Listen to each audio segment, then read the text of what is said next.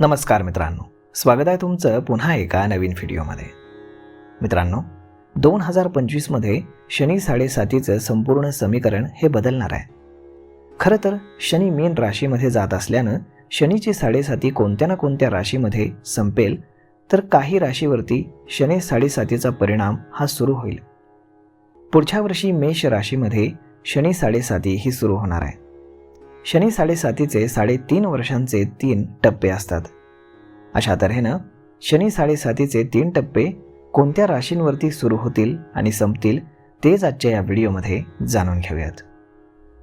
तर मित्रांनो, तुम्ही जर चॅनलवरती नवीन असाल तर चॅनलला सबस्क्राईब करायला विसरू नका. तर मग चला सुरुवात करूयात आजच्या या व्हिडिओला. मित्रांनो, शनी 7.5चा पहिला टप्पा हा मेष राशीवरती सुरू होणार आहे. याशिवाय मकर राशीवरती शेवटचा टप्पा सुरू आहे, जो 2025 मध्ये संपेल. तर 2025 मध्ये कुंभ राशीवरती शनी 7.5चा मधला टप्पा असेल. 2028 मध्ये शनीची 7.5 या राशीने संपुष्टात येईल. याशिवाय शनीची मीन राशीतील 7.5 ही 2030 मध्ये संपुष्टात येईल. शनीची 7.5 ही वाईट आहे आणि शनिदेव त्यामध्ये दुःख आणि त्रास देतात असं जर तुम्हाला वाटत असेल, तर आम्ही तुम्हाला सांगतो की शनीच्या 7.5च्या 3 अवस्थांचे वेगवेगळे परिणाम आहेत. तर जाणून घेऊयात शनीची 7.5 कोणकोणत्या टप्प्यामध्ये तुम्हाला लाभ देईल ते. शनीच्या 7.5चा शेवटचा टप्पा हा खूप चांगला मानला जातो. याला उतरत्या शनीची 7.5 असंही म्हणतात. या टप्प्यामध्ये शनिदेव तुम्ही केलेल्या वाईट गोष्टींची भरपाई करतात आणि तुमचं जीवन हे चांगलं बनवतात.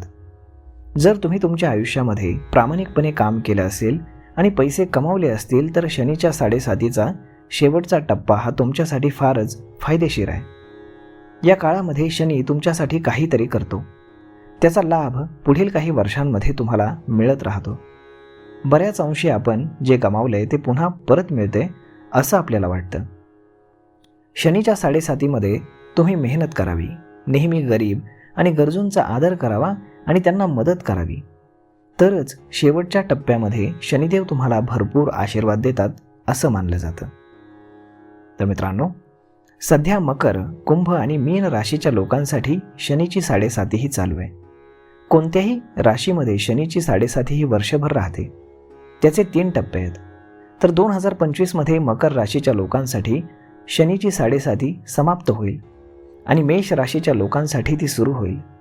याशिवाय मीन राशीसाठी 7.5चा दुसरा टप्पा आणि कुंभ राशीसाठी 7.5चा शेवटचा टप्पा हा सुरू होईल.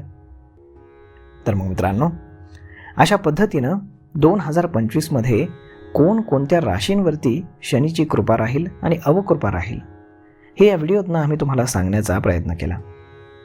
तर मित्रांनो, हा व्हिडिओ, ही माहिती तुम्हाला कशी वाटली हे तुम्ही आम्हाला कमेंट करून नक्कीच सांगा.